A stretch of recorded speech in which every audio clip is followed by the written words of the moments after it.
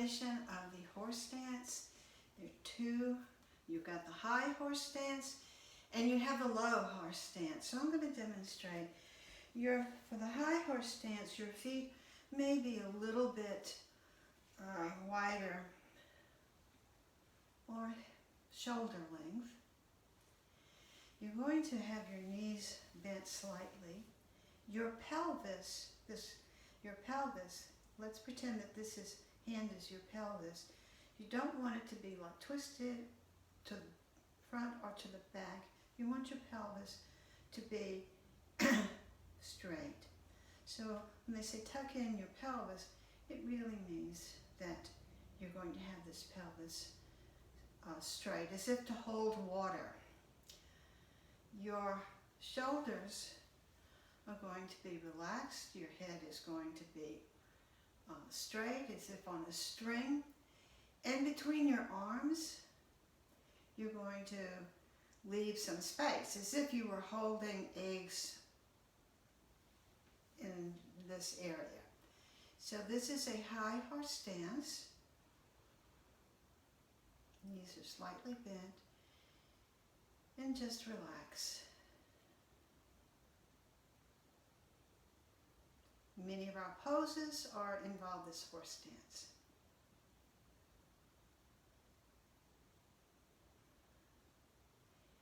The other horse stance is the low horse stance. So you're going to step your feet apart.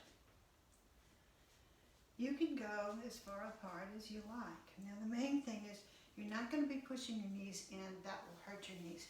So you're going to take your knees and you're going to push them back. And you're going to be using this back muscles back here to keep those knees from going in.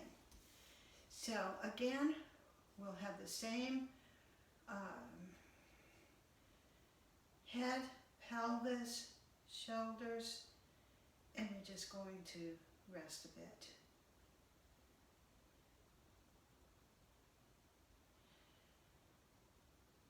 You do this, how wide it is always important for your comfort. You don't ever want to have this knee go beyond your toes. So actually, if you look down, you want to be able to see, I'm spreading out a little bit, I want to be able to see the tops of my toes or the top half of my foot. So this is horse stance.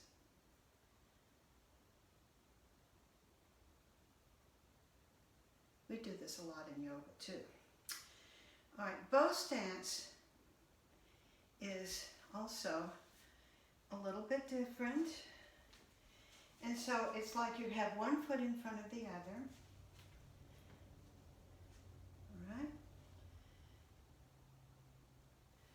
And this front knee is bent a little. Your hands are on your hips, your shoulders are back, your head is straight. This is the high bow.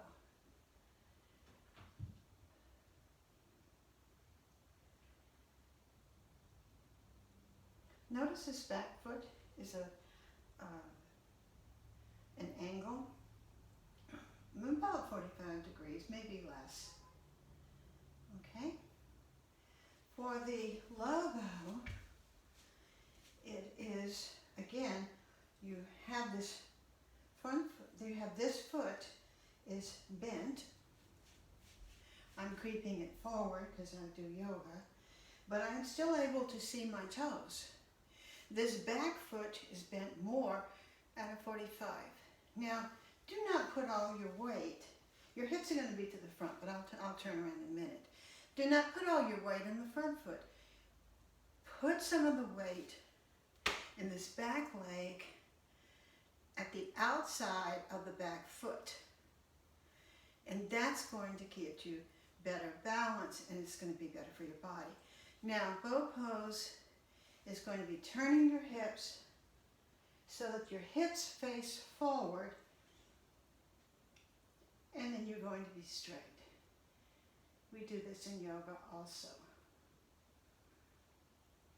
To get to the other side, it's just a matter of turning the feet getting into your position. You have to scoot over a little bit, making sure, and there we go. Again, breathe. Square the hips. Put some of the weight on the back, on the outside of the back foot, and there you have your bow pose. You will recognize the bow pose because it is used in yoga for Warrior One. Warrior One would look like this. Okay? Then we have Iron Fist. So we want our legs a little bit like shoulder. We want to bend their knees. We want to tuck our pelvis so that our pelvis is straight and not bent forward nor back. And then we raise our, now our elbows are facing down. Our head is tucked. And just breathe. It's an easy breathing. And depending on how long you can keep this, your knees are bent, slightly bent. I have my toes spread. And lower your shoulders. We have a tendency to go like this, but lower them. And just relax.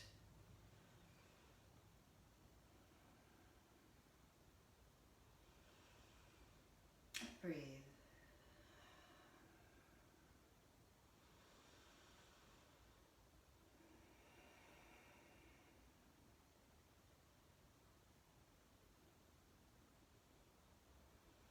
And there we have it. 3 easy poses that appear easy, and with time you will be able to do them